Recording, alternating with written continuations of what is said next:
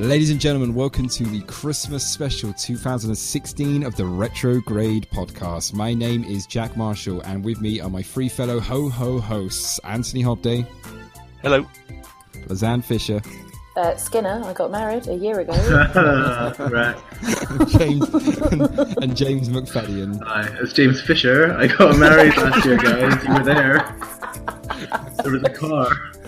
Oh, God. Okay, yes. Welcome back to the Christmas Special of Retrograde. It's been a whole year since you've heard our sultry tones coming into your ears, which is really sad, but we are back. Sadly, we're not in the room together. This is the first time we've ever done a Retrograde podcast where we're dialing in over the power of the internet. So hopefully everything will sound good. Should be no technical issues, right, guys? Plenty of technical issues. Well, yeah, it's taken us nearly an hour to get this set up. Yeah. Well, I'm in the room, but none of you guys are. You're not here. James inconsiderate.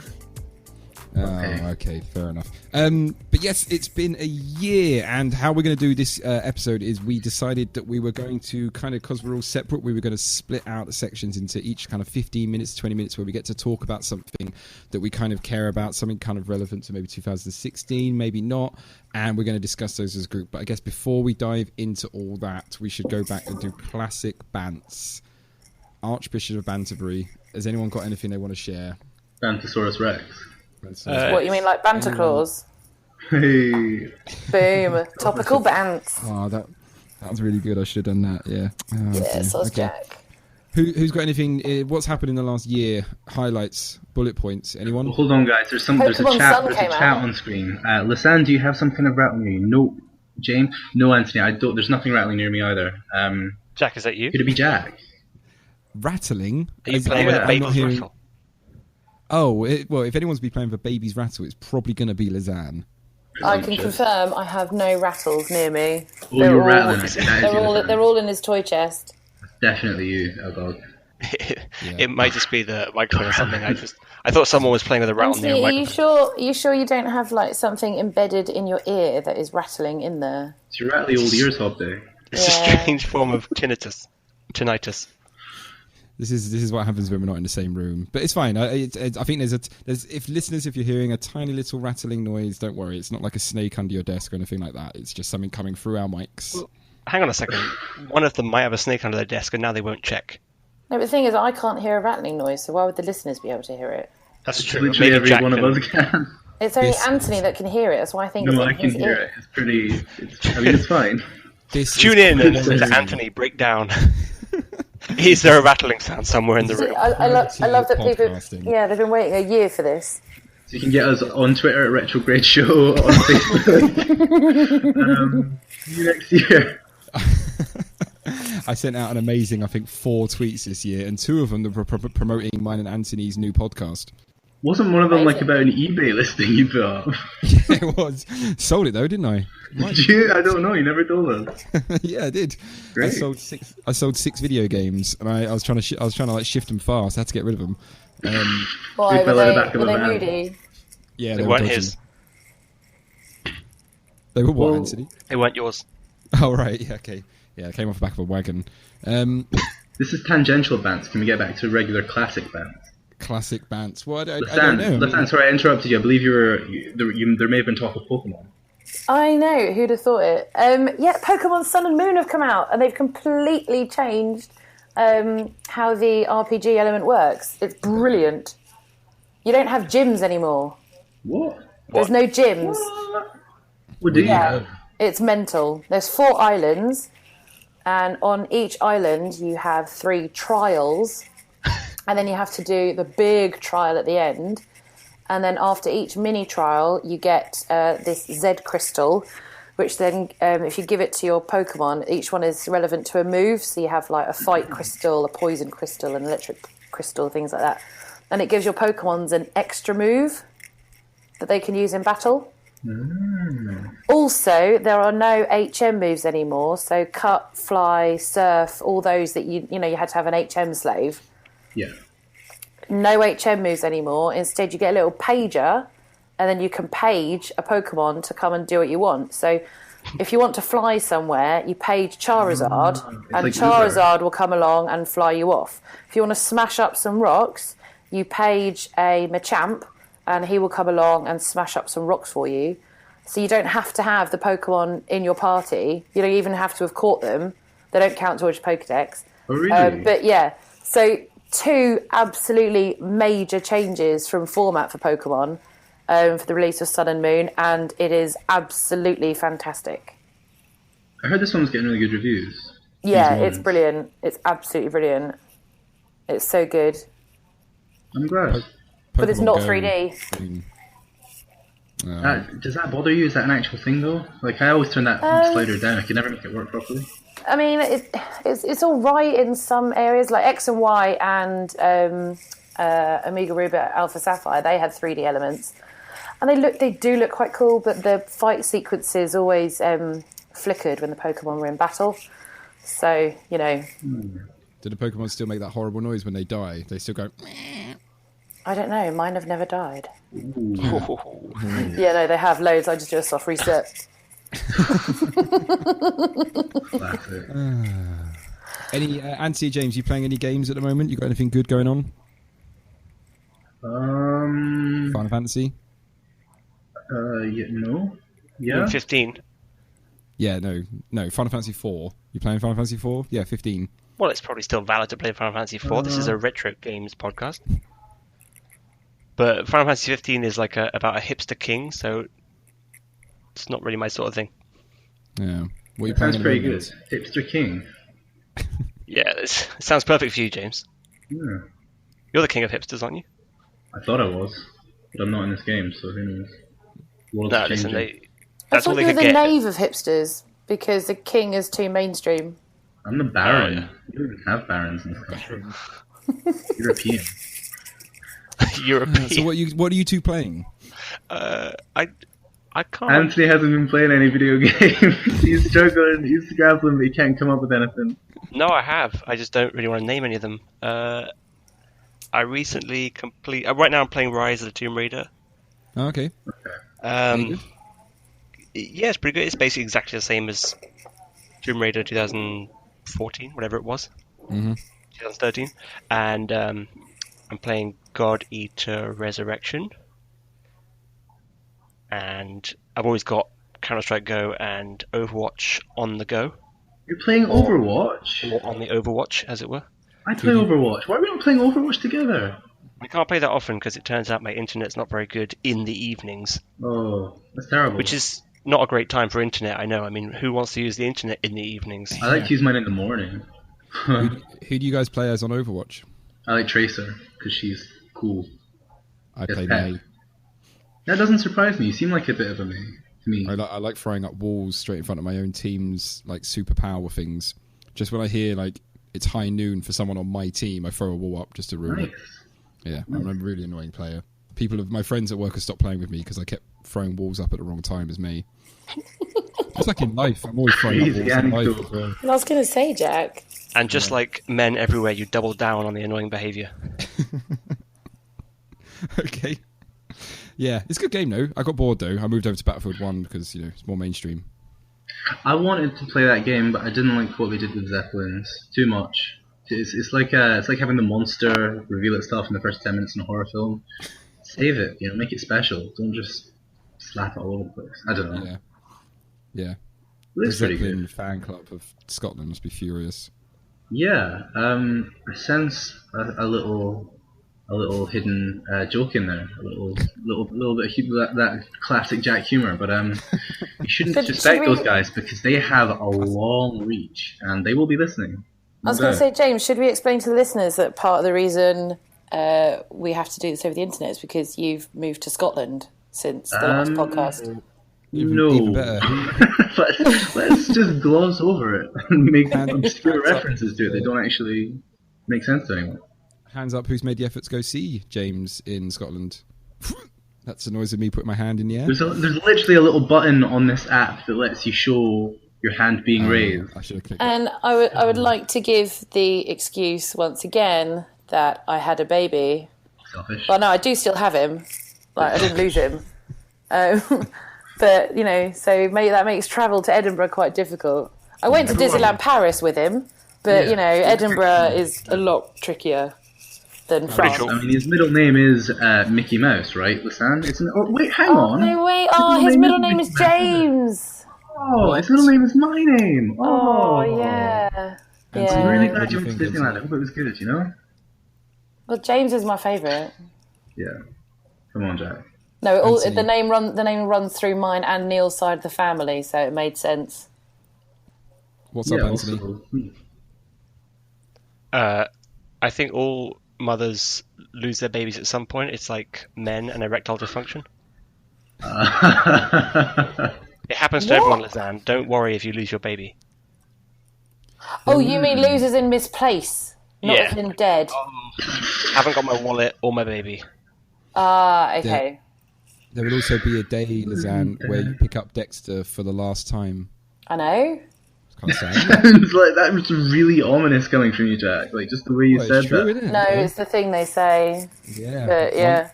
Yeah, can't no, remember. I can't wait. It'll be brilliant when he can walk on his own. He doesn't need me. It's weird, isn't it? You think one day, He needs some independence, tell you. I can't remember the last time my mum picked me up. I can. My mum picked me up when she was here the other weekend. She gave me a bottle of wine. That picked me right up. Nice. Yeah, that's true.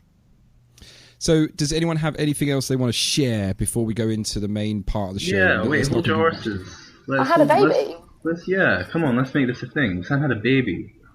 Is that Lysanne, her go, baby? talk. Tell us more about your... Neil and I procreated.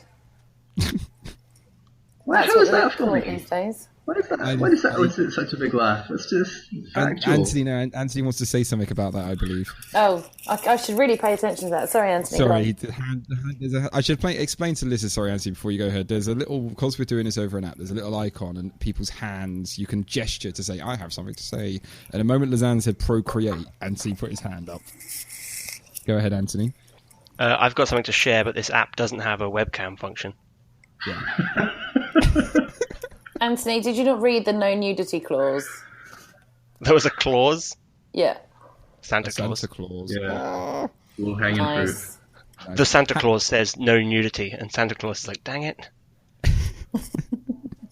Why do you think I visit all these kids? Neil and I have had a baby. I announced him on the podcast last year, I believe. He now exists. He is male, and his name is Dexter James Peter Skinner. And do you know what we did? I should have gone back, because last year when we recorded the Christmas special, we all left messages for the unborn baby. Which is kind of weird now, because if we could actually go back and listen to it, we probably sound incredibly optimistic and happy. But actually now, we probably tell that baby, like, oh my God, Trump's coming, and Brexit's going to happen. I don't think James has been that positive. Yeah. No. I mean, Anthony, what do you think about that? It's not on my way, is it? You said if we could go back and listen to it, but as far as I know, that is entirely possible. You don't need a time machine. Yeah, If only we had the inclination. I'm not going to tell the listen. I'm not going to tell, right, guys, can you just talk amongst yourself while I go back and listen? If you can just like talk amongst yourself for 5 minutes while I go back and listen to the tape. You joke, but you've done that more times than I can count. Like when we're actually recording on location, you'll just like. Usually you would find trivia like during the show, like you just scroll through the Wikipedia page for like 5 minutes. So it doesn't seem that out of character now. I'm willing to wait. That's true. Back when I had passion, yeah. Oh, Anthony. Go on, Anthony. We once recorded something and left it on the internet. If only we could go back and listen to it. I can't listen to it now. I can't play it out loud. The listeners won't hear it. It's true. Maybe you could edit it in. I could maybe, but then we can't talk. I could maybe edit in this section here, and then we can talk about it as if we had listened to it. You can just add it on the end. Just add it on the end. This whole section of banter is way too tangential. We've gone. Lysanne, is your baby good or bad? Yeah, he's quite good. Rate him out of 10. 10. Yeah. 7. Infinity. Aw. Okay, well that's not within the bounds of the rating But what system. is infinity, James? It's not within the bounds. It's of the not a rating system. tangible number. Okay, let me throw you something more your speed. If your child was a continental European city, which one would he be and why? Prague. Didn't Prague? you do this as a rating system on one episode for a game? Jack has a baby. We all had to pick No continental comment. city. I'm pretty sure we did. Comment. I think he'd be Anthony? Paris because that's classic. Classy. Anthony has a point. I could show you what infinity looks like, but this app doesn't have a webcam function. Lysanne, what would be the one piece of advice that you'd give expecting mothers that you didn't know about until you had a baby? Buy the Gina Ford Contented Little Baby book and do what she says. Your baby will eat well, he will sleep through from 3 months old, and will be an absolute little angel because you meet all their needs before they have them, so baby does not cry. What was that name again, Sam? Pardon? Who wrote that book? Gina Ford. Sounds a little bit like a pseudonym. It's like a nom de plume. No, it's not. She is overly militant about some things, like at this time of day you must take your baby for a walk. You don't. But use her for the timings for naps and timings for feeds, and you will have a happy little baby that doesn't cry and sleeps through the night. It's like chapter 1, put a little bit of whiskey on their gums. That's you're not allowed to do that anymore. Oh, I used to work at Right Treat for me. That explains a lot, really.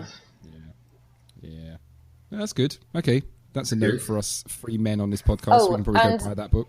And also, if you don't enjoy being a parent straight away, this goes for mums and dads. If you don't enjoy it straight away, don't worry. It is pretty crap until baby is about 4 or 5 months old and they become like a life being as opposed to an absorbent potato. Then they get awesome. But up till then, you love them because they're your baby, but, I'm sorry, they're not that interesting. At what age did you say you're meant to stop being an absorbent potato? They're babies stop being absorbent potatoes. They start coming to life and showing personality and preferences, and they've got a bit more about them other than the ability to poo. I see. James, that's your autobiography title, isn't it? Absorbent Potato. Yeah. The James Mcfadyen story. I don't know why everyone always laughs when you say that, because it's true. It's literally true. It's not even a joke. So I moved to Scotland now. I live in Edinburgh. You're very sorbent. Shush. It's a cool place. There are 2 cathedrals. There's a cathedral 5 minutes from my flat. Tallest cathedral in Scotland. Has 3 large spires. It feels like they're daggers in the heart of God. It's a Can you hear the bells? No, are there bells? Does the cathedral not ring bells? Well, I thought you meant right now. Yes, there are bells. There are lots of strange sounds. You don't want to pay attention to them all. Do they wake you up? I never sleep, so... I visited Edinburgh for the first time this year, and I got to say... First time you've been here? Yeah. First time in Scotland. Cool. And it was a beautiful city. I thought it was absolutely lovely. Yeah. I love Edinburgh. It's stunning. Yeah, it was very, very pretty. And it had a Nando's, so I was quite happy about that. It has several Nando's. So I got my comfort food in, which is good. We're getting a Nando's in Worthing. Stop press. We're getting a Nando's in Worthing. I am dreading it because it means I'm going to have to go. Yeah, cheeky Nando's. Yeah. Jack, you went to Camera Obscura in Edinburgh, right?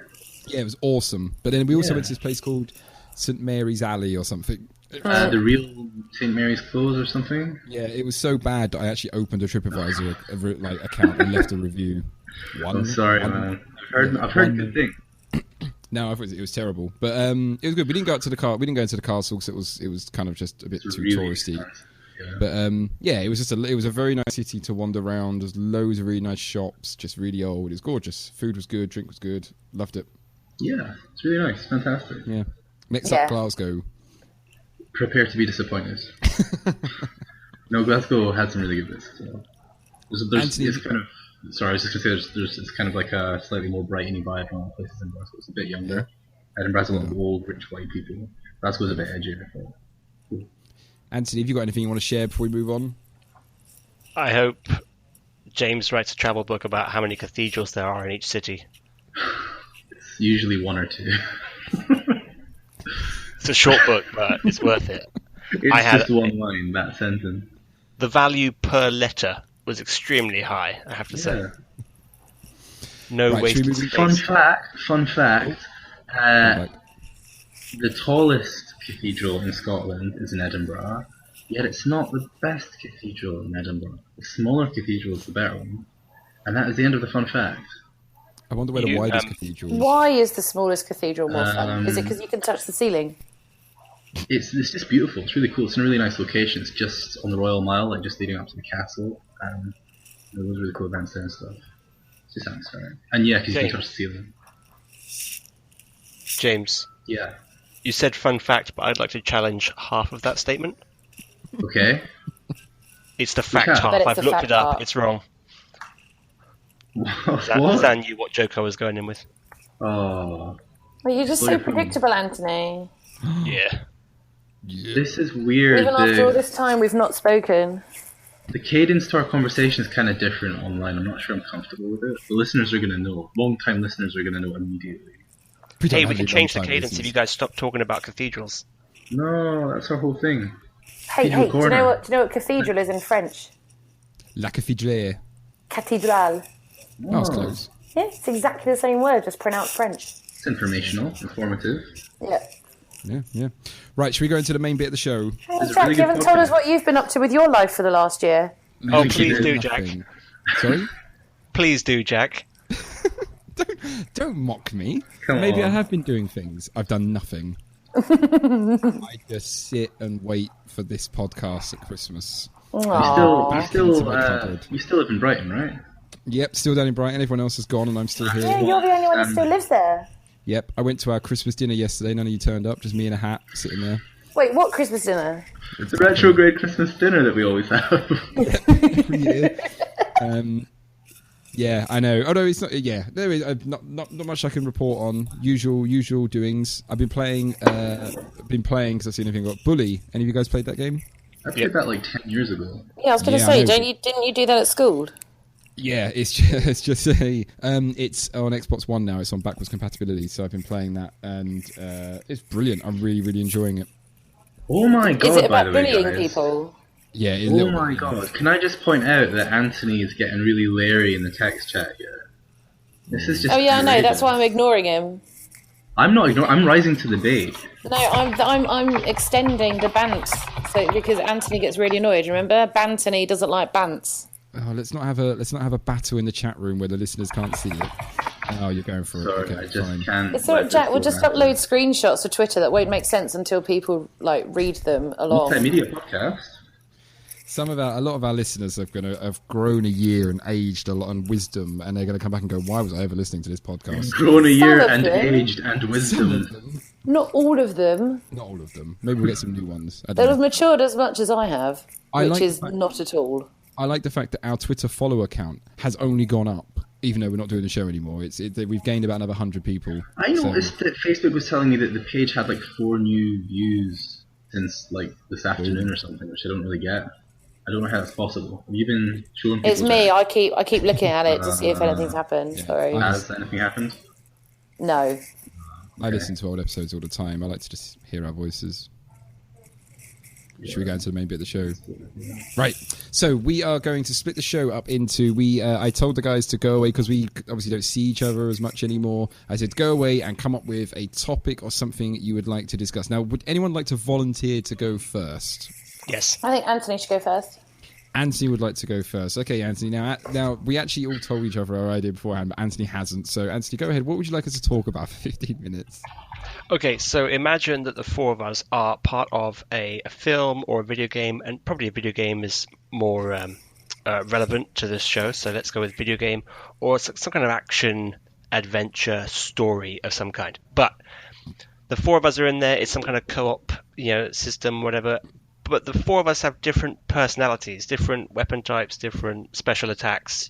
Our personalities are represented by our in-game characters. Oh. Hey, What- Anthony, you dropped out. We lost about the everything- last. say We lost everything about the after last 5 weapon attacks seconds, again. Anthony. Yeah, does it record everything I'm saying and ignore whether or not it dropped out for you? Because if that's the case, then none of you needed to say that. Yeah, but we don't know what you said. So you just gave us you told us a bit of your idea, and we didn't know what you said. Yeah, but you guys could just wing it, and it'll be Okay, a fun carry on. adventure. Carry on. So okay, Brilliant the idea. The four of us. Thanks, James. The four of us are in a game. Like, how do we get represented? Costumes, special attacks, personality types, witty one-liners. Imagine the four of us are the turtles in Time, or the four of us are some other video game that has Yeah. good writing. So, but what are we all facing the same challenge in this video game? Oh yeah, we're part of a team. So it's a co-op. So do our abilities and personalities need to like complement each other then, unlike in real life? Well, if they're well designed, sure. But how do you think we would best be represented in a video game that featured 4 main characters? That was like 90% just silence to me. Yeah. I'm not trying to be offensive. It literally was. So if you could repeat that, that'd be good, just for my benefit. Okay, 4 of us are in a game. What are we like? Excellent. Can you type it out? I'm also confused because is the game like, if the game is like a racing game, ain't gonna be much. You said like Turtles in Time. So it's Turtles in Time. So it's a platform beat 'em up. I'm Raphael. So my No, I'm gonna be Raphael. Okay, I'll be Donatello. Which one is the one with the like dagger thing? That's Raphael. I'll be Raphael. So, and Anthony, is it like, are you saying that if I was in a video game with you guys, what would I bring to the co-op game? What would it be like? Well, I'm Jack, and I'm very good at doing blank. That's why it's going to benefit us in a situation of blank in a video game. Yeah, maybe someone like a little child would sit down and say, "I'm going to choose Jack because." Well, they'd have a pretty bad game because I can't jump. I can't remember the last time I jumped. You can't jump. I can. It was the talk of the town. I'd probably be a healer character, and I would provide like food/baked goods because since being a mum, I've done a lot of that. Embracing the gender roles, nice. Yeah, no, I have become quite the 50s housewife. Excellent. Apart from buying my own business, and I've been successfully running that for a few months. Let's not focus on that. Back to the bread. Let's not do that. But because you're all losing health, kind of thing, and then whoever's playing me. They've then got to quickly complete a cooking mini game, and then if they complete that, then everyone in the team gets to eat something, and everyone's health is restored a little bit. Also, nobody dies. So wait, Lysanne is the healer. But no, if they fail the mini game, then they don't get the health, Delicious, and everyone dies. life-saving bread. Ooh. Lysanne is the healer, and Jack can't jump. Is what we. Well, I would bring in that I think I'm a good negotiator. So if it's, I am a very warm personality to people. So if there's a situation where, I don't know, we're trying to talk terrorists around, basically I'm a bit of a lover, not a fighter, and I use my words. So if it was like Counter-Strike Go, you'd send me in there and I'd be like, guys, come on, put your guns down. Let's all just have a cup of tea, sort this out. So I would bring I think the negotiation class. No, I think you're more of like a con man kind of thing. In the sense that you're very welcoming and you're very charming and you're really good at first impressions, and so you could be like the con man character, the trickster character who. We have to do some kind of negotiations. Maybe we need to extract the truth from someone, and you're the good cop, the suave guy. You're the James Bond guy. Oh, yeah, this is getting better and better. I'm the spy. I like it. Okay. Yeah, but like the con man, you lull people into a false sense of security to get what you want from them. Yep. Just like that could be your power. Anthony, what do you reckon? Is that true? I like to think, Jack, that you'd be the one who's constantly being saved by the rest of us, but at the very end, you would sweep in with some weird invention you'd been promoting. So I'm Neville Longbottom, basically. But right at the end, you would save the day. You are the Neville Longbottom of the group. For anyone who's not seen Harry Potter, spoiler alert, sorry. Oh, I know what Anthony's power should be. Wait, do we not get to say our own powers? Is this like a group? But I've just come up with a good idea for Anthony. Consensus? Okay. Anthony should be the minimalist. Oh. So Anthony's power is that he uses his power of minimalism to take away items from enemies. Ooh. Interesting. But then who owns them? Because I don't want to own them. You can gift them to us. It's co-op, remember? No, that's called leveling. Oh. It means you still own the same amount of stuff, but it's just with other people. Okay. I was just trying to make it relevant to your interests. I would drop it off to Wait, that doesn't make sense. Shop. If you give it to someone else, then they own it. You can't maintain ownership over something that you gifted to someone. I'm improvising, James. No, I'm talking to What do Anthony you think because Anthony's that was power his... I think his should be minimalist. I think it should be Bants. Anthony's power should be Bants. I think Anthony should literally be a transformer and just transform like an Octobot? No, that doesn't sound right. Do you mean an Octonaut? An from CBeebies? Autobot. No, yeah, my nephew loves Octo. Is it Octonauts? Yeah. Octonauts, yeah. No, I meant like he actually be more of a Decepticon, I think. Is Hot Rod a Decepticon or an Autobot? If you have to ask the question, I'm not going to answer it. Wait, I'll tell you what. Hot Rod Hold on, guys. Don't worry, the listeners are waiting. Don't worry, yeah, they're loving Okay, it. Hot Rod is an Autobot, so Anthony would be an Autobot transformer named Hot Rod. As far as I'm concerned. But what part of Anthony's personality makes him a transformer? He loves Transformers. Oh. And he transforms every night. He does transform every night into an animal. Yeah. I think my power would. I'd only have one button, and while you were all fighting, I'd be able to walk up to random objects and press the button in front of them, and I would just start saying inane stuff about them and trying to get you to all interact with it as well, or interact with me. It's like, hey guys, do you see the rock that I'm looking at? The interesting mineral veins. We could fall back on your UX design skills so that when we're all fighting, you guys are like, seriously guys, this is pretty violent, but I mean, it's really aesthetically pleasing what we're doing right now. And you can position us. I'd be talking about the UI of the game we were playing, or the user was playing. That's good as well, because there's a fourth wall breaking component to that. I like it. Yeah, I could be like, this health bar is all wrong. The user won't know what the hell their health is, so I'll just change it. Yeah. Helpful tips. Hey guy, press X. So wait, we've got Lysanne would be a baker, Jack would be some kind of diplomat / spy, Anthony would be a minimalist transformer. I do have an idea for you, James. James, you've got to be the fiddle player. Right? I'd be like a mage. No, I've got an idea for you, James. Okay. You'd be the teleporter with the power to teleport us back into the EU with your Scottish ways. Yeah. You know, so like we're trapped in a sticky situation. Our country is going down. You're in the country that voted the right way, and you can teleport us back to the real world. That's interesting because it almost feels like that's based entirely on my nationality as opposed to my personality, which is of course very offensive. But I know that's not what you meant. I would. Okay, yeah. And also, you moved to Scotland. I could summon Nicola Sturgeon, and she would just lay waste to the hordes of barbarian Southerners or whatever it is you guys are calling them. I think I'd be a mage because I like to throw fireballs at goblins. Surely you could play musical instruments really well. Surely you're going to be... I can also summon spirits from beyond the grave. I don't go call myself a warlock now. Oh, I like that. Yeah, with the instruments. Because that's more dark and brooding, which is very like you. Oh, really? Who was the guy in Baldur's Gate that always played the musical instruments? Can't remember his name, but he would walk around playing songs and stuff. Arthurnack. Yeah, maybe. That'd be you, James, walking around with a little like fiddle, giving us like PP bonuses every time you played a song. I beg your pardon? What's it called? I can't remember. HP or PP? Well, you just said PP bonuses, which I would not be giving you. Especially not Anthony, because that would destroy the fabric of the universe. I would probably have a violin instead of a fiddle, to be fair, though they are essentially. Anthony has something to say about that. Okay. I could give you guys a PP bonus, but this chat thing doesn't have a webcam functionality. This is not the last we've heard of the webcam functionality, guys. I've already tallied 3 mentions. Excellent. So that's our skills then. I mean, what did we decide? Well, no, I decided those. You can choose something else.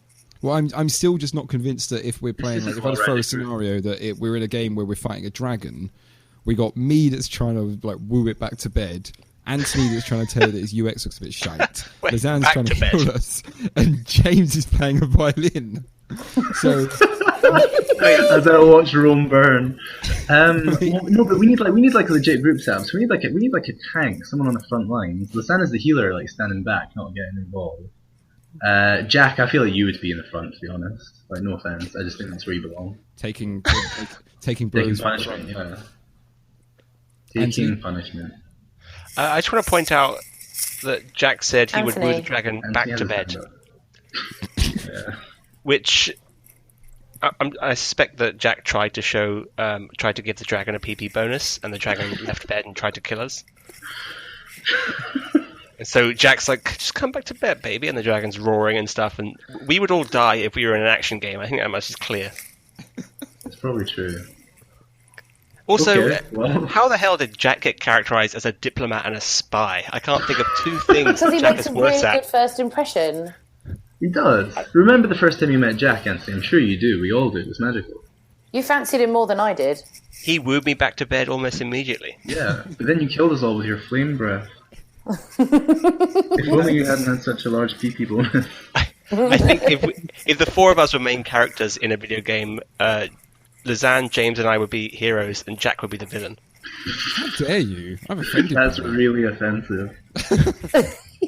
Like, I'm not even Jack, and I feel bad.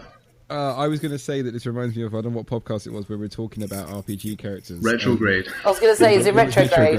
I don't remember what episode it was. We were saying how you play an RPG and set the character's charm all the way up to 10 and everything else to 0. That was actually, you were talking about that on Retrograde. Yeah, and just saying how, like, that would be me with a dragon, just trying to woo it constantly. But, oh man, look at those spikes you got there. Can you guys remember the, I can't remember what podcast it was, where the four of us were talking about video games? The episode, I think, was Planscape Torment. Planscape I don't remember that much. Whatever that game was, yeah. Did you just say Planscape Torment? It's about architects, I think. What's that game called? Planscape Torment. What's it called? I can't remember. Planescape Torment. I wasn't that far off. Christ, give me a break. You just mispronounced like basic words. You've mispronounced the most basic word of all, Planescape. James, it's Jack. You know he don't read good. Oh, if only his charm wasn't so high, I might be able to escape it. You know in Tropic Thunder, Ben Stiller did the movie Simple Jack. Yeah, that was me. Guess who it was based on? It was me, Jack Whitehall? Anthony. Anthony. So back to Anthony's RPG. Well, it's not an RPG; it's our game thing. So that's kind of thing. But I'm still a bit confused, Anthony, because what would happen if we're suddenly in Forza Horizon? Well, no, yeah, Anthony. It has to be a game that allows for the four of us to have personalities. No. What would happen if we were suddenly in Forza Horizon, Anthony? Come on. I mean, as a spy, I could probably drive a lot of cars, so I'm okay. I guess I would get out of the car and be like, "Is there a?" Or I'd transform into a hot rod, I guess, and I'd be my own we'd all car. ride inside you. I could climb What is Forza Horizon? It's a racing game Oh. Can with I fancy cars. shotgun the back seat of Anthony? I will open the drive-through. Yeah, Lysanne would be the shopkeeper. Nice, industrious. Lysanne would be the shopkeeper. Yeah, for the car upgrades. Oh, that suspension's looking a bit loose. You might want to tighten that up. I would be the DJ.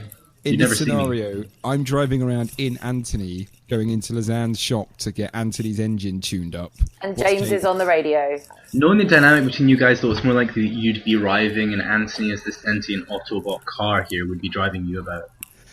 And Anthony would transform back into himself while I was still inside. No, And nobody said that, Jack. That's situation. something you've come up with. Yeah. That's more of a fantasy than a design specification. Cool. I'd play that game. Christ. That actually sounds better than whatever the hell we came up with the first time around. I think the fact that we've realised that we'd all be useless in an action game is a great result from my segment, so we should move on to the next one. Okay, does anyone want to volunteer, or should I do my one? I feel I should go last. Okay. I have no preference. I think Lysanne, I think you should go, because I've seen your one. It's very nice. So explain to the listeners what you wanted to talk about.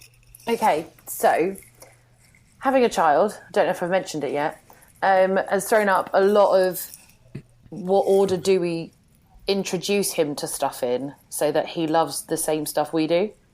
For instance, Star Wars, you have the machete order, as opposed to showing them chronologically or episodically. We've already agreed we're going to show him the movies in machete order so that he loves it just as much as we do and never has to see The Phantom Menace. Good film. So, shut up, Jack. All right. But the problem Neil and I have is, how do we introduce him to video games? Do we let him just, start playing games, whatever are current and popular and on the newest consoles as they come out? Or, and I quite like this, but Neil's worried that he'll lose interest and get bored. Dexter, I mean, not Neil. There's a dad in America who started his kid off. I'm not sure if it was a NES or if it was even earlier than that. I started him off with an Amiga or something. But started him off at that age when he was like 4. And then once he progressed like through the games on the NES, for example, the classics. Then he got him a SNES, and then he played through the classic games on the SNES, and he did that. So basically, by the time the kid was like 11 years old, he was on modern consoles and modern games, having gone through all the video game history, as opposed to, getting a new game now and loving the amazing swishy graphics and stuff. And then, you pull out a copy of the original Super Mario Brothers on the NES, and your kid's like, what? This is crap. Why would I play this? That's what I really want to avoid. Who wants to go first on this topic? So any ideas or contributions as to how to raise my son? I have some good insights into this. I've been spending a lot of time with my 3-year-old nephew recently, and he loves video games. He loves Mario in particular. But a favourite. For what Mario? Well, this is the thing. He plays Mario 3D World on Wii U. Because it's much more accessible than the old 2D ones, and they're actually seriously hard, whereas the new ones are pretty forgiving. If you jump off a ledge, you're going to come back as a weird, like, floating orb, and they're co-op and stuff, so it's actually, the design is much more sophisticated, I think, in terms of allowing someone to get into it. It is a sublime game as well. It's beautiful. Yeah, it is a wonderful game. But firm favourite actually is GTA 5. He's taken a shine to. That's 3. So I keep him away from the cities. Like, we go out into the desert and drive about a bit and stuff. And he really likes getting a plane and then flying behind the train, because he loves trains. He likes to just kind of circle the train like some kind of vulture. Were vultures the ones that eat corpses? Yeah. Yeah, like a vulture waiting to descend. But that seems to satisfy most of all, and that's perhaps the most advanced game that I've played in terms of production value, scope, just sheer size. So how do you think he would respond if you were to, get a copy of Super Mario World, for example, from the SNES, and put that in front of him? Well, my sister said, I can't remember if it was like an old PlayStation 1 game or like an old SNES game or something, but she showed him something older after he'd been playing these games, and he was I wasn't there, but apparently he was squinting and looking at the screen and saying can't see it, I can't see it, what? Can't see, because obviously it's so low res, and the stuff isn't nearly as pristine and detailed, so he literally just, even after this short time, couldn't really go back. So it is a risky proposition, but in the natural course of things, I think you're going to struggle to keep him from, he's going to see an advert on TV and be like, what the hell have I been playing the last 5 years? I know. You can try, but I don't think it ever really works that well. But in which case, do we do a machete kind of thing and introduce him, to the highlights alongside the classics? You could, but at the same, that kind of risks, imagine someone, one of your friends comes up to you oh my god, I really love this film, I saw it, so good, you have to see it, it's the best thing ever, I love it. There's a part of you that wants to see it because, it's a good thing. There's a part of you that really is repulsed because, oh my god, this person loves it so much, they kind of own it. This is their identity they're trying to push on you. So if you're oh my god, you need to play Super Mario Bros. 2 or whatever, although it wouldn't be that one, then there's a risk that he sees that as mum and dad's game, and veers towards Call of Duty 15. Oh god, yeah, that's true. So you've got to be careful, man. That's my advice, be careful and play GTA 5. Okay, thanks, dude.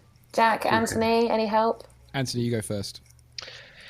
I feel like I was thinking maybe you could take the top 100 games of all time and condense it down to 10. But then Anthony, we've lost you again.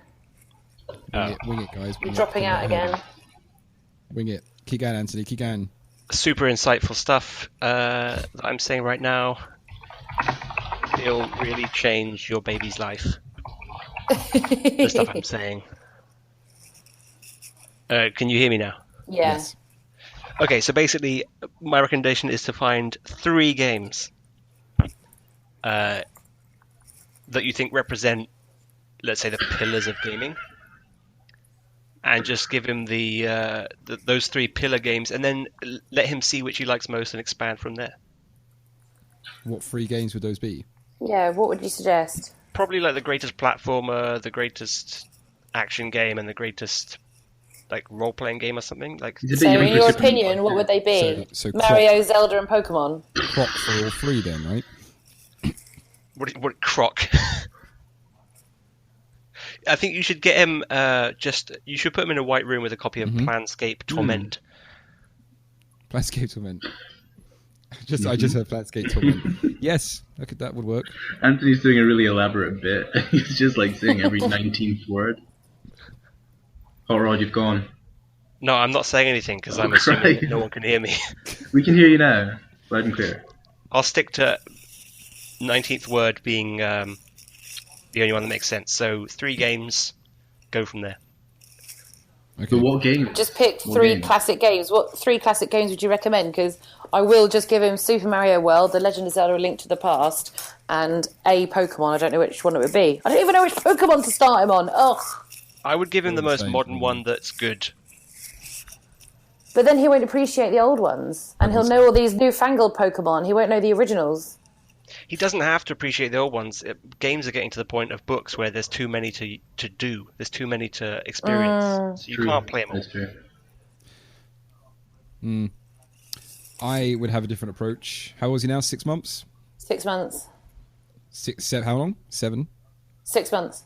6 months. So I would start, 8-month-old, bam, straight in, Civilization 5. Get that on your MacBook. Get him into that. Let him learn about life's hard lessons. That'd be good. Then when he gets to about a year old, I would probably move him on to Assassin's Creed. He's got to learn how to climb.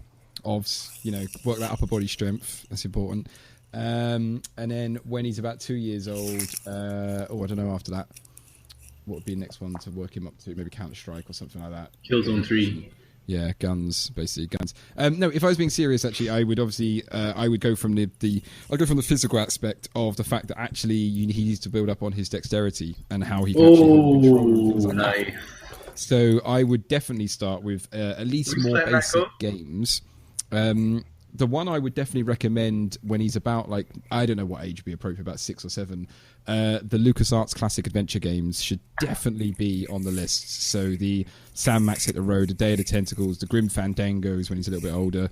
Those would be the games I think, because I think it's very important for kids to get used to the fact that games should have stories. Tetris and Mario and those games are all fine and stuff, but it's sometimes nice to get them into an insightful story early on. Well, and that will help with his reading as well. Yeah, exactly. And I think those classic LucasArts games do. And it'll have to be when he's a lot older, because I'm not sitting there reading those games to him. That'll be well boring. And there are games that I think that can be used to build certain social aspects and things like that. So, for example, Minecraft is a very good game for social aspects and planning and resource management and things like that. Theme Hospital is really good for things like that. Transport Tycoon is obviously the greatest thing that's ever made, so you might as well get that. Oh, God, no. If he turns up like in that game, I'm doomed. Well, if I ever come to any birthday party, he's getting Transport Tycoon Deluxe. Amazing. In fact, you probably won't even get it. I'll probably wrap it up and just open it and play it myself. But actually, that's a terrible suggestion, because liking Minecraft as a kid is like saying the Beatles are your favorite band or like The Godfather's your favorite film. Like, yeah, obviously. I mean, that show him like Her Story or The Beginner's Guide or something. Show him some weird stuff. Like, show him like The Binding of Isaac. Let's show him that. Yeah, The Binding of Isaac. How do you know about that game, Lysanne? Yeah, show him that. I know things. It's a great game. That's a seriously good game. Yeah, I've never played it, but I know the name.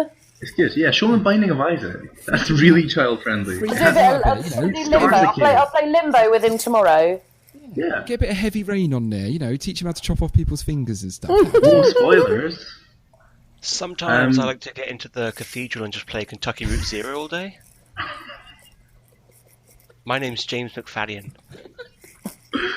Wait, what game? Kentucky Route Zero. Ah, nice. Yeah. Come on, if you could play that in a cathedral, you would, even if you were like 2. Even if you were 6 months old. I played Braid until I understood the story, so... Oh, wow. That's impressive, even by my standards, man. I would say, Lysanne, in terms of going back and playing, he should definitely be playing things like on a Wii or a SNES, just because controllers are much easier to pick up. But he would only need to play the absolute diamond gems of those consoles. So the Super Mario World, Link to the Past, Super Soccer, obviously. Like, don't get him playing like Star Fox. No, you can skip that. Metroid. No, you can skip that. People will go, what? You can't skip all those. And even like Half-Life and stuff like that. Be like, no, you just need to read up and understand that those were very classic games at the time. They haven't aged well. Like GoldenEye has not aged well. He doesn't need to play GoldenEye. Forget that. But some things like Banjo-Kazooie would be another good one when he's about 8 or 9. Well, Crash Bandicoot as well. All those, they were amazing. Bandicoot. And then slowly, when he gets to about 11 years old, finally you can put him onto things like Uncharted and Last of Us and stuff like that. You think 11 for those kinds of games, though? Because that's the other thing. Is, you know, as much as I want him to be cool and not get bullied, I also don't want him playing games that are rated 18 when he's 12. Ooh, controversial. But this is the thing, you know. I don't. It depends a lot on the game, I think. Yeah. So, like, for example, like Uncharted 2 and 3. Okay, I wouldn't have a problem with a 13 or 14-year-old playing that. But like Grand Theft Auto or Doom, the new make. Yeah, that's the thing. The ultra-violent or hyper-sexualized games, I really do not think about. When he's 16, he can play 18 games. That's fine. But not at 12 and 13. I just think that's way too young for him to be exposed to that kind of thing. Yeah, I might change my mind in 12 years and think, screw you, kid. You're on your own. Like with something like the new Doom, that violence is comical. It's theatre, you know. It's not actually related. But then, do I want him to be that desensitized and think violence is comical? We live in the West, Lysanne. Well, he might still jump on turtles' heads if he plays Mario and stuff. Yeah, he might start arranging blocks if he starts playing that one game, arranging blocks. Yeah, that's very true. There's no such thing as a non-violent game. Every game is violent in some way. Yeah, embrace it. GTA 5, seriously, it's a winner, Lysanne. I was waiting for someone to disagree with me. Okay. I know, but there's a difference between a cartoon character jumping on another cartoon character's head and a hyper-realistic situation where you have a chainsaw in your hand and you realistically slice someone to pieces.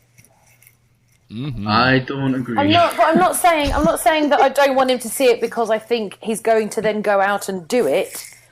I'm saying it because he's a child and I don't think he should see that kind of thing till he's more mature. Yeah, I think it's fair. I've still not seen that kind of thing. You've never seen a man cut up another man with a chainsaw, realistically, Jack? Oh, typical. Where have you been? Gentrified much? Yeah. No, I think he'll be fine. I think what's actually going to happen is that he probably won't like video games and you and Neil will be crushed. And you're going to try put on Star Wars and he's going to go, no, Mum, I'm a Star Trek fan. You're like, no. Well, Neil will be happy. Neil likes Star Trek as well. All right, something else then. He's like, I'm into Gilmore Girls. And you're like, no. Gilmore Girls are awesome. Oh, okay, I can't win. Sam, what would you do if he was really into rugby and Digimon? Is that close enough? Oh, God. I don't know. He's going to do something to disappoint me. If it's Digimon over Pokemon, I'll take it over drugs. Yeah, well, Digimon and Pokemon are kind of drugs, aren't they? It's 21st century. Digimon. Okay, so basically there is no answer. Just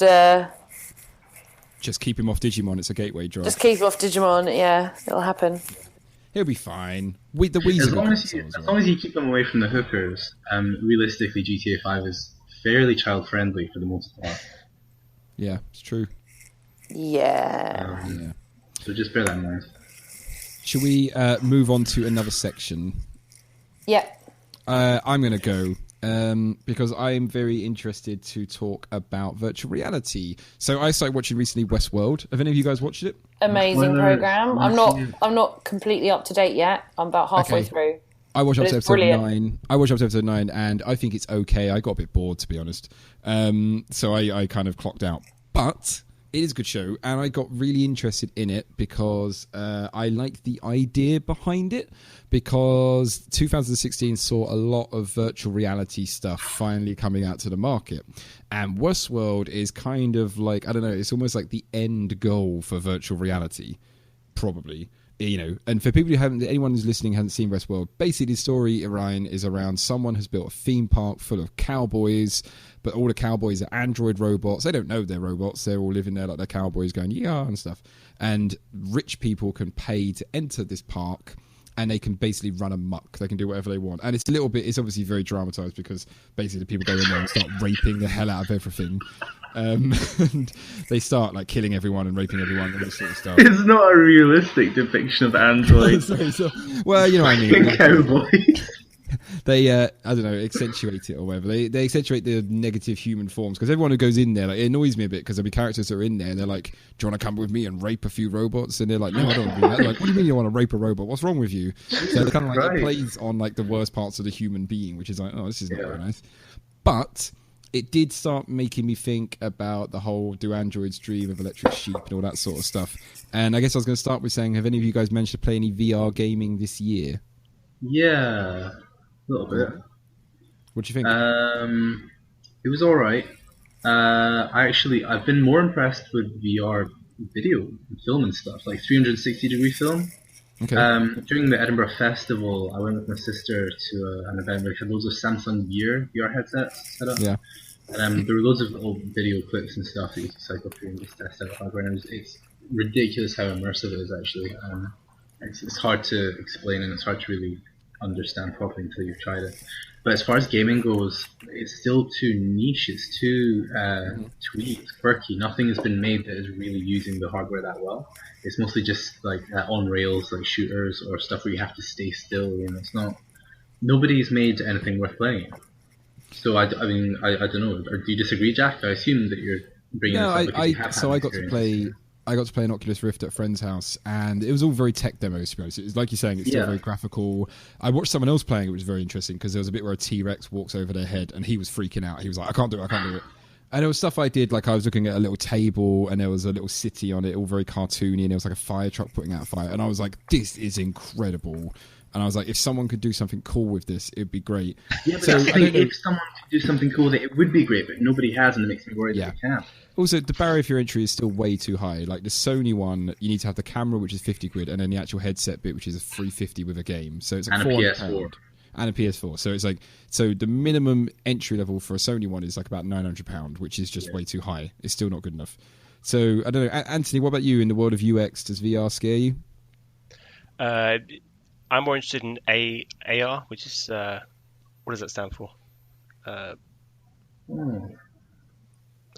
Augmented reality. Okay. Are you guys just saying because you can't hear what I'm saying, so you're winging it? No. A little bit. Right. So AR is more interesting because it's basically a UI on the world rather than trying to create a new world. Okay, so you're more into well, I guess that is very kind of UX heavy, because it's like in-world use ability and things like that. Like I saw an article the other day where there were so many car crashes happening on a corner of a street where they've set up a projector that would take a camera from round the corner and then project it on the wall so people could technically see through the wall to see if there was a car coming. I thought that was pretty cool. And that was just a real basic setup that I was like, wow, if they could do like augmented reality, I'd be first one in line. If I can get a contact lens that's got crap all over it, I'd love it.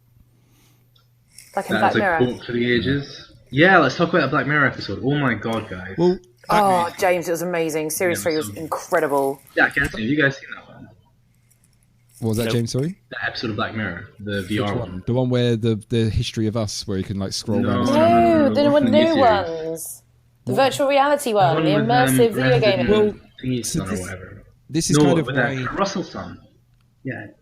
Sorry, go on, Jack.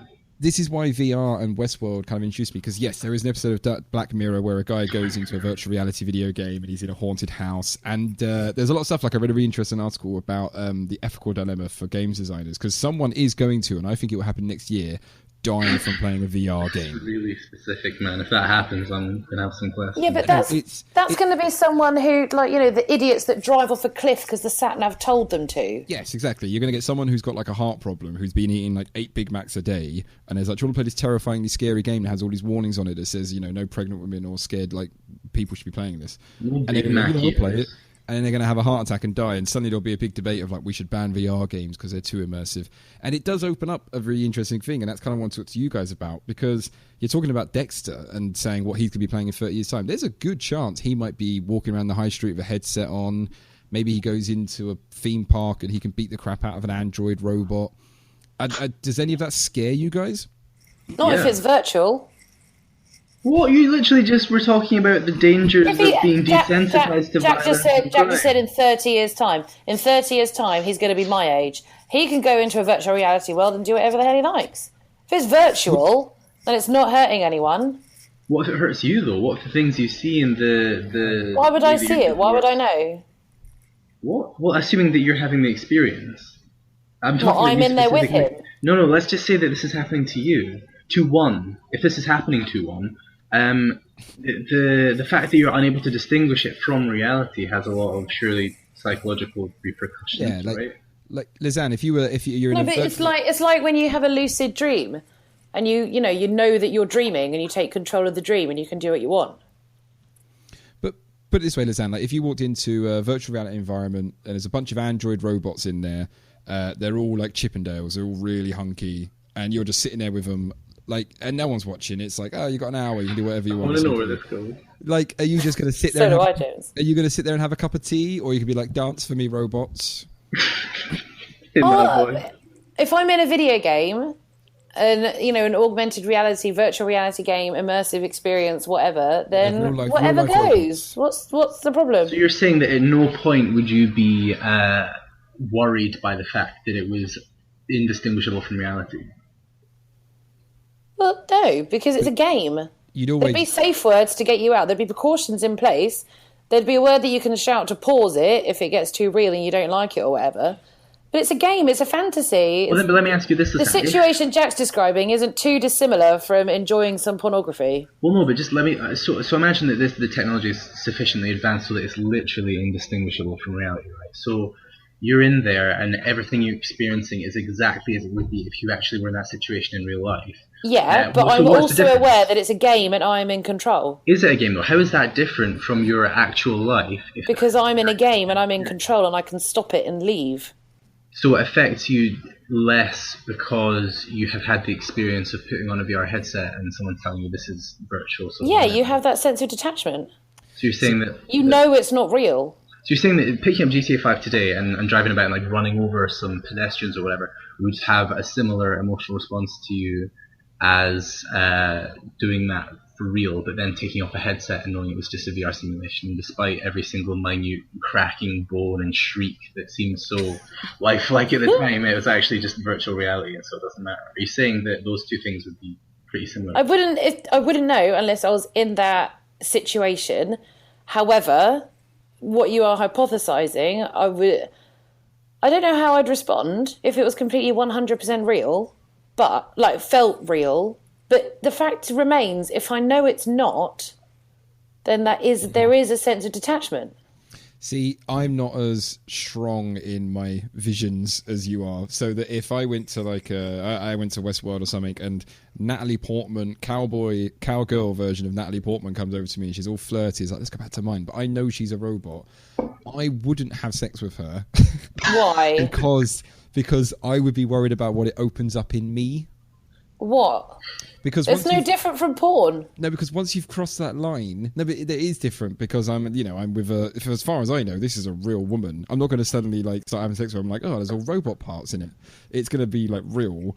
And then I'm worried that once you've crossed that line, it's like, well, I've had sex with one robot, I might as well have sex with 10 robots at once. So you're suddenly no longer able to derive joy or pleasure from things in real life. Yeah. You can get those experiences in this virtual environment. Yeah, but that's just an addictive personality. No, it's not though, because what's your motivation? If you're searching for these experiences and those drive you to work hard or better yourself or whatever, but then you can just get them through this virtual reality. What is the motivator in real life? I don't see why her being a robot is any different to you meeting a girl in a bar and having a one-night stand. Well, I assume that Jack in this situation meant in a virtual reality type situation, not that she's literally... I mean, Westworld. Anthony has a point that he wants to say about it. So, Anthony, go ahead. You definitely would. Natalie Robot, you definitely do it. Would you, Anthony? Everyone would. Don't lie to yourselves. I would, Jack. Natalie Portman is beautiful. Also, one, I could be married, and I would still count that as cheating. I mean, you have to get your permission from your wife. I'm not married. Then you would do it. But it's not. It's also because it's a robot. It's been programmed to flirt with me. It's like a stripper. She's just doing it for money. Keep in mind, it's virtual reality. You physically are not in that world. No. So I'm physically. There is no D&V going on. No, okay, so this is a big difference. Maybe this is where we disagree. Mentally, I would agree it's with happening, you, Lysanne. But physically, it is not. Lysanne, I agree with you. If I put on a headset and I've got an Xbox controller in my hand, yeah, I'm pressing A and X to sort of, rock up and down. Rock back and forth, yeah. Yeah, I don't know what else they do, but then yes, I'd agree with you. There is that big barrier of entry where I'm not thinking, oh, I'm having sex right now. I'm not. Well, yeah, that's what I thought we were on about. Was that kind of, you've got a headset on and you're in this world and you're doing things. I'm talking about Westworld style. I'll open a door. Natalie Portman is standing there, but it's a robot, and I know it's a robot, and she's all hey, funky bunky. I would be a bit like, oh, this is actually you're very. But Westworld is still virtual reality. They don't walk through a door into the video game. Oh, yeah, so Jack, can we be clear? Is Westworld virtual reality putting on a headset, entering like a digital? I don't think you've seen this as an episode of that. No, Westworld is real robots. They're touchable robots. It's real. Yeah, in the real world they are, but they're also in this virtual world. But Jack, that's literally a completely different discussion. Yeah. Because I thought we were talking about a virtual world, not a physical world. I'm talking about a physical world where there are robots walking around. Oh, I completely changed everything I've said then. Oh, okay. I thought you were on about it being virtual. No, I'm talking about a physical world with robots. No, if it's physical, no way. This whole discussion was about VR, though. What do you mean this is a physical robot? That's why I got confused about him being... It's not physical. Anthony wants to say something, reality, and I think we should let him. Guys, Anthony has his hand up. I'm confused. When do we get to have sex with robots? So, and also, I just want to check. In Westworld, Lysanne, I don't know if you've seen this episode yet, but there is a bit where a guy walks into a train carriage, and he's like, when are we in the game? And then it doesn't really make it very clear if it's actually a real world location or if they do suddenly get like knocked out and they're put into a tub or something.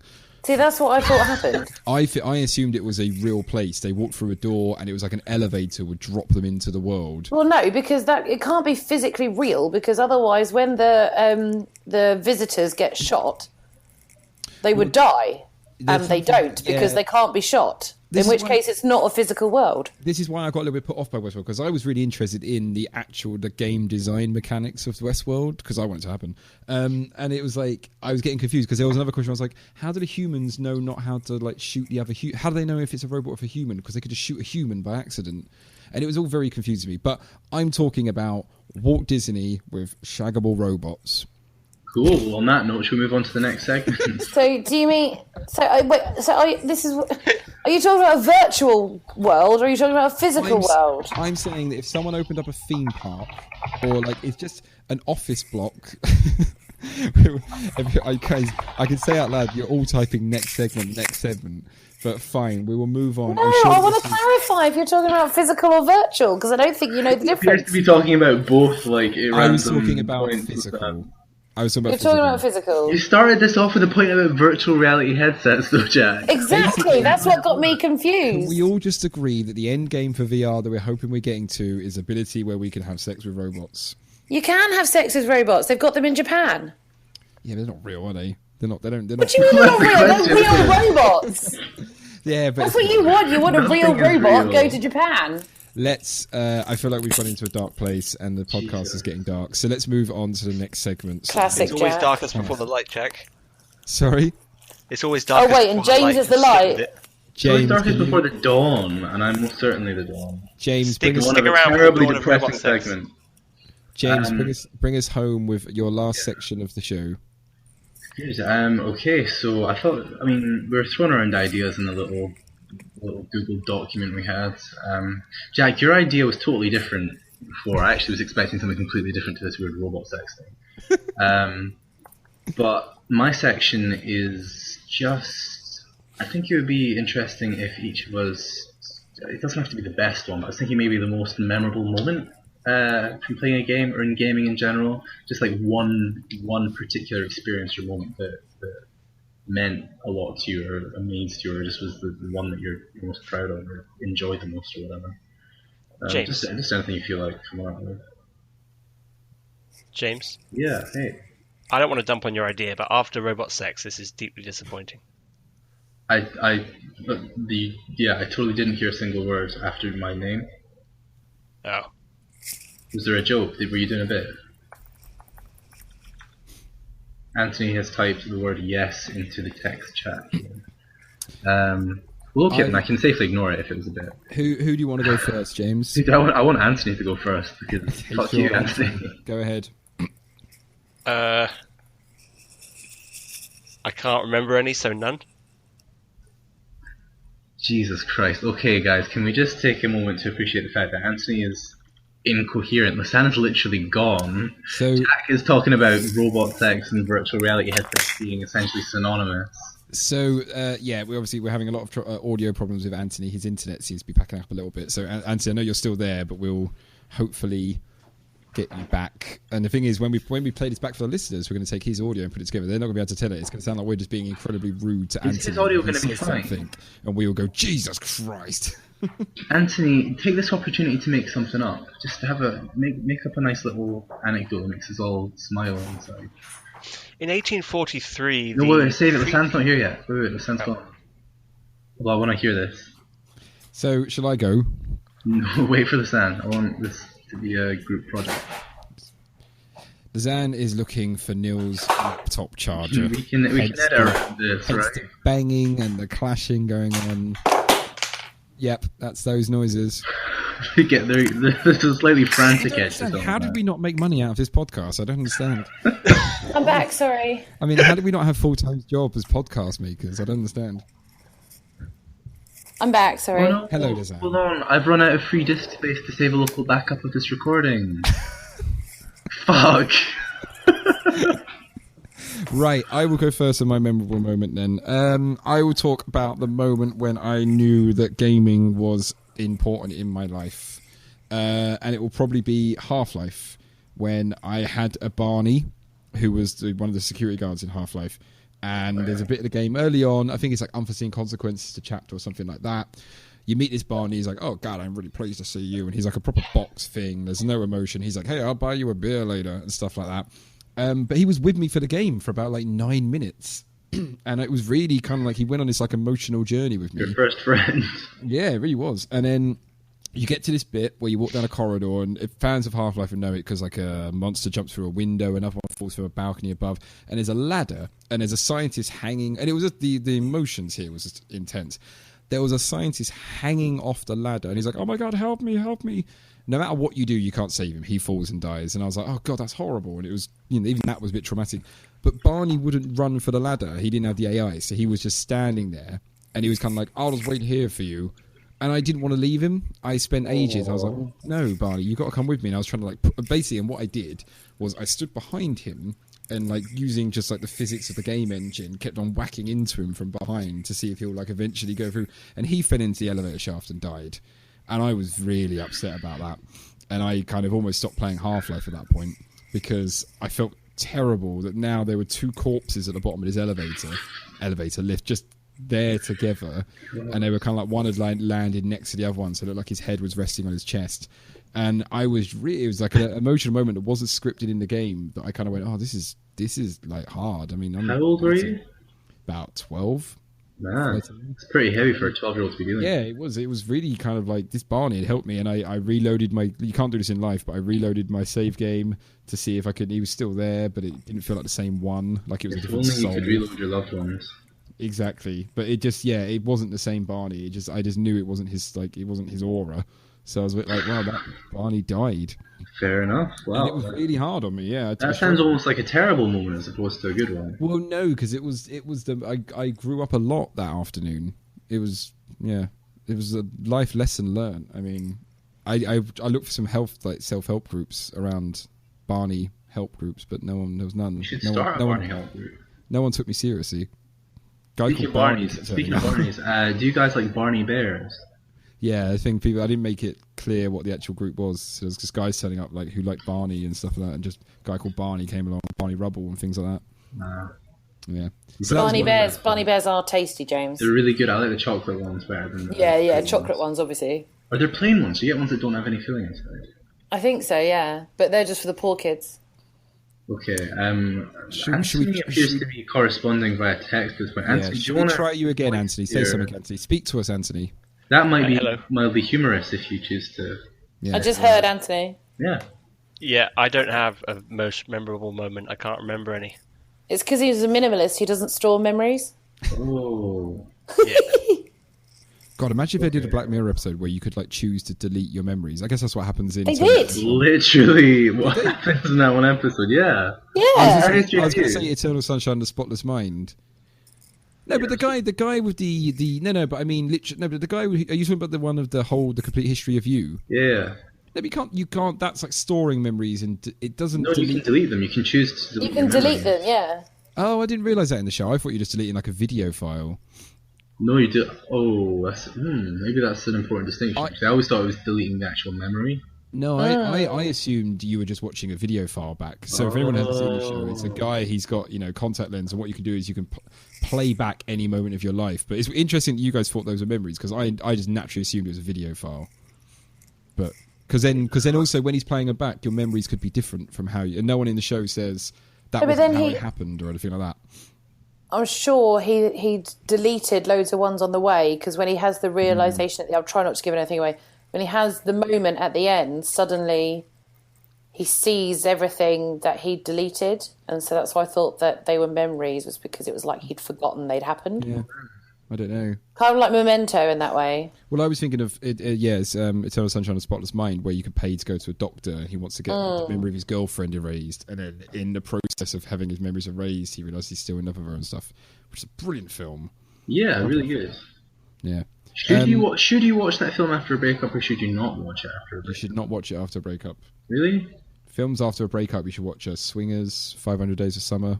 No, 500 Days of Summer made me feel bad, because I nonetheless still do want that Manic Dream Pixie Girl. I think that's an unrealistic expectation, and I should not be interested. Lysanne, what's your memorable moment in the games? I've got 2. Am I allowed 2? No, pick one. I can't. Okay, well, I didn't have one, so Lysanne can have mine. Okay, Lysanne, I tell you what. Could you type one out for Anthony to read, and you can have the other one? No. Okay. Well, Anthony isn't allowed either. They're both too precious. Okay, go. So the first one, as you may recall, I acquired my Super Nintendo when I was 8 years old, and my dad swapped it with my uncle for a printer. For a printer. And I was playing Super Mario World when I was 8, and got through to Donut Plains. And you know that the Donut Ghost House where you have to go through the door twice to get the beanstalk? Yep. Yeah, I didn't. My mum is the one who figured that out. It's the one and only time she has ever played a video game. And it was that moment, and she did it, and she has never played a video game since.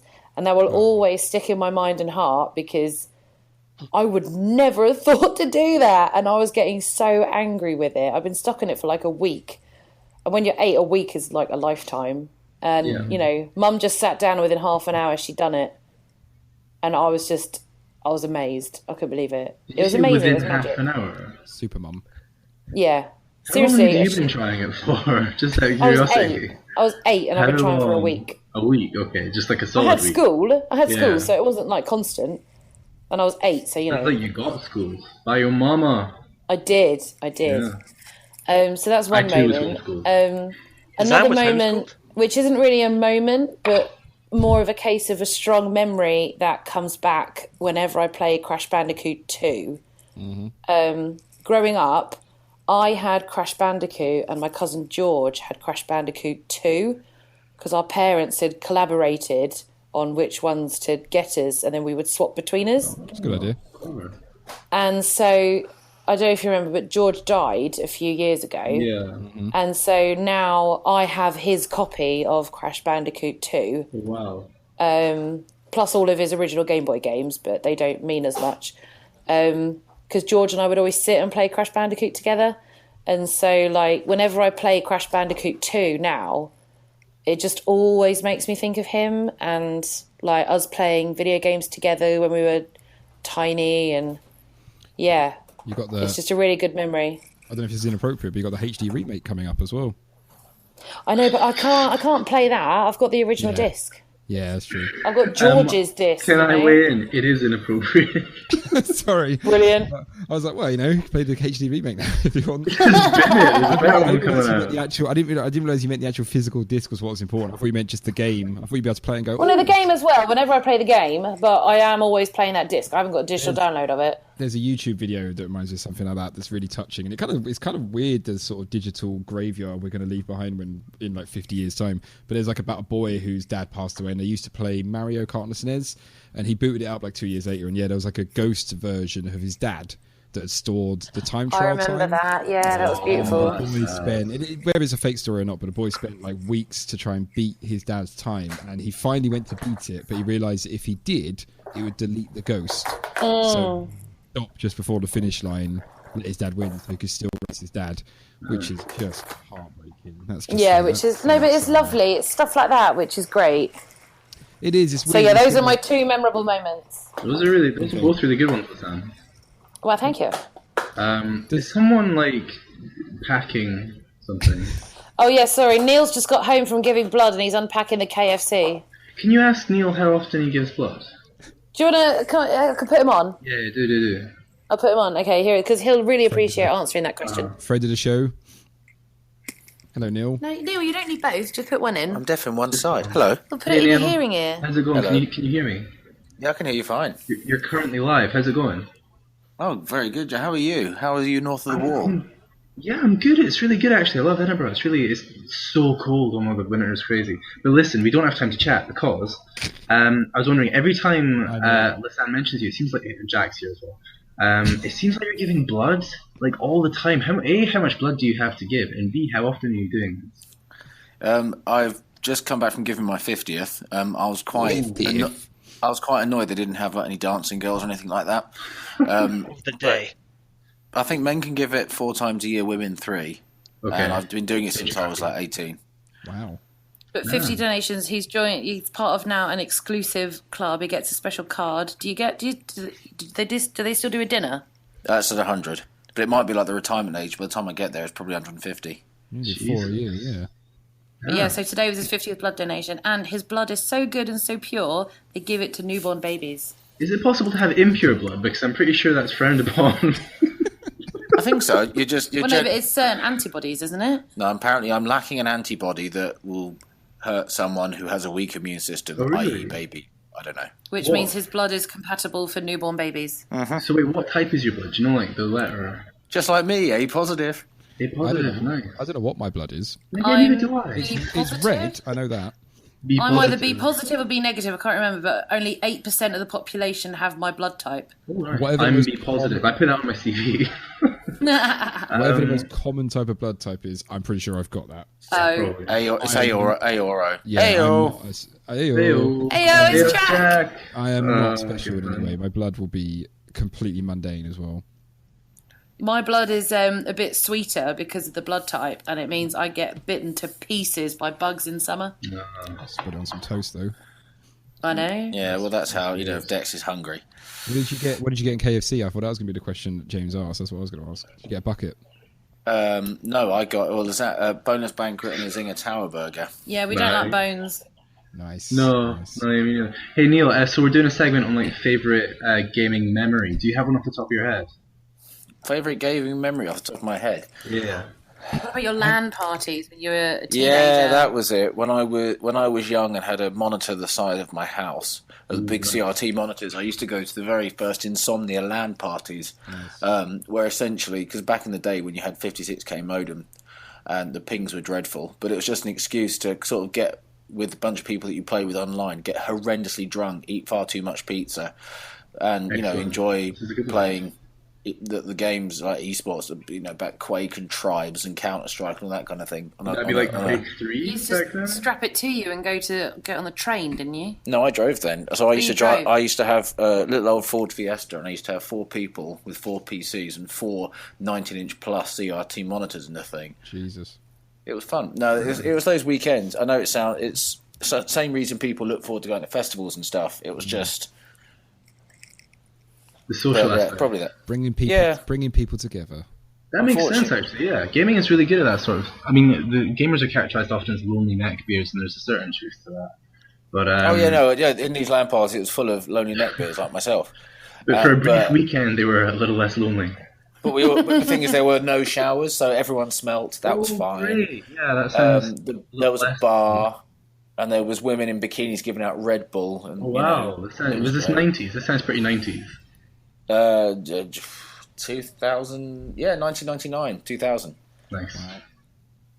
James, what is your most memorable moment in a game? I was gonna say like The Last of Us. The bit where, because I played that when it came out. It had just the narrative had like the most emotional impact on me of any game I played. But I also, for a few reasons, is the headset being swapped over the sound. Pardon? Yeah, nothing. Never mind. I was playing it like an hour a day, so that lasted me like a week and a half, and just going back to it constantly was a really interesting like structure to experience that game through. But actually, I've changed my mind because my best gaming moment ever was when I was like 18. Had is it glandular fever? The really weird throat. The kissing disease. Yeah. Because obviously. And I was like bedbound for a while, and so I was playing a shitload of Wipeout HD. Is it on PS3? I can't remember. Whichever Wipeout game was on the PS3.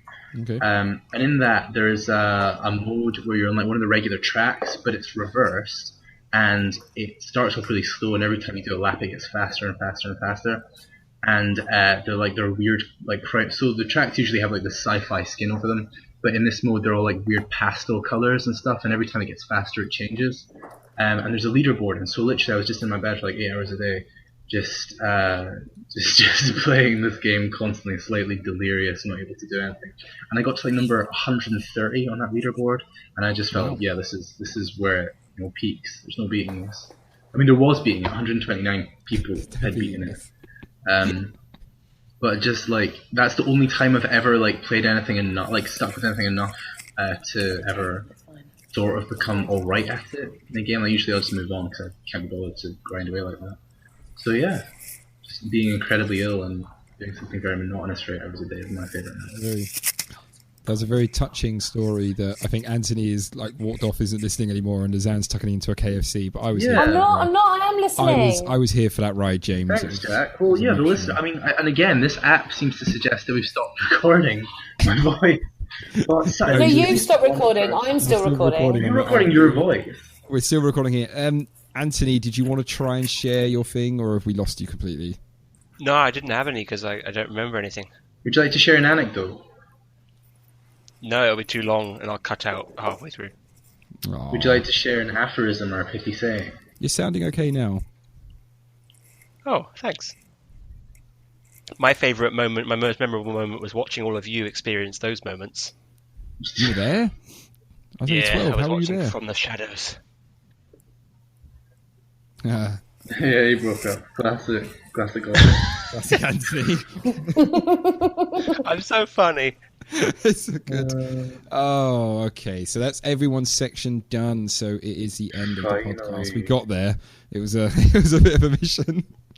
We made it to the end, guys. Well done, everyone. It's Christmas time. We can all go away. We can all go away and drink. Lysanne, we should meet out for a drink at some point before Christmas. Oh, definitely. Yeah. Although I have been drinking throughout this podcast, I've nearly finished my bottle of mulled wine. Nice. Oh. I wish I had mulled wine. And yeah, James, you're in Edinburgh, so I won't see you. And Anthony might see you if you're in London. Just giving away everyone's locations so everyone can go visit them now. And Jack is in the east area of Brighton. Don't go there. Cheap. But yeah, Jack, if you're off work, then Dexter and I can come over to Brighton one day. Yeah. Guys, if you're going to arrange plans that I can't come to, do it when I'm not on the freaking podcast. This has been the most like phone call podcast. Like even Neil's popped in and been like, "All right, Neil, what are you up to, eh? Hey?" Just it's like we're having a chit chat now. But yeah, whatever. Should have got Mark in. What's Mark doing, Jack? Is Mark all right? I miss Mark. Friend of the show, Mark. I don't know where he is actually. I should have invited him over, but oh well, never mind. I'll ask him. I'll tweet out what his favourite moments were in gaming. Tweet out his address. And his address and his Facebook details and everything like that. And a recent picture. And a recent picture, yeah. Most last known photo.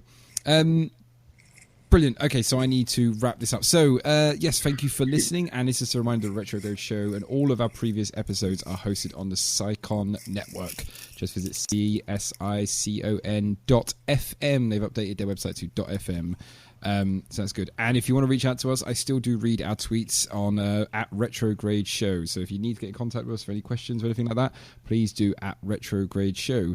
And yeah, have a lovely Xmas. Thank you for listening after all these years, and we hope you've enjoyed this special episode. And hopefully we're back soon. So that's goodbye from me, Jack Marshall. A goodbye from Anthony Hobday. Goodbye. Goodbye from Lysanne Fisher. Skinner, I got married a year ago. You were there. Goodbye from Lysanne Skinner. Goodbye. And a goodbye from James Mcfadyen. It's James Fisher. Lysanne just mentioned that we got married a year ago, so I don't know why you keep forgetting. I adopted him. Yeah, I'm her son now.